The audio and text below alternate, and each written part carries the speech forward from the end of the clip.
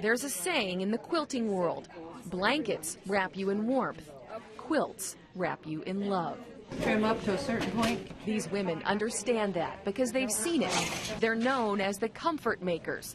Last year, they made 570 quilts for those who needed a little extra love. That's been one of the joys when we hear about someone who has wrapped the quilt around themselves and said, this is mine now, and this is something that someone made for me. Twice a month, as many as 25 comfort makers come to the basement at First Lutheran Church in Cedar Rapids. Joan Rust is one of them. My husband checks the calendar before he makes appointments to see that it isn't going to interfere with one of my comfort maker days.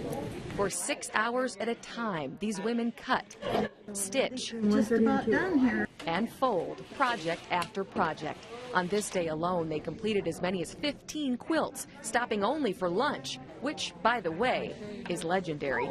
Each of these ladies bringing a homemade dish to share. The staff has finally kind of decided that this is the place to go when it's lunchtime. Sure.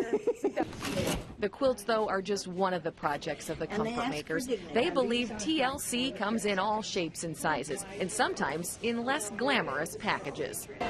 They make dozens of lap blankets, walker bags, and clothing protectors for residents of care facilities, like the Winslow House in Marion. Administrator Lisa Elwick says to buy these items is often too costly for her residents, but the love and care in every stitch of the comfort makers projects is priceless. We are so grateful that we've had this opportunity to fill a niche that no one else has been able to fill. The comfort makers, wrapping warmth and love around those who need it. I would absolutely consider them heroes. There are very few volunteers these days, and it's still great to know that people will do that for our elderly population.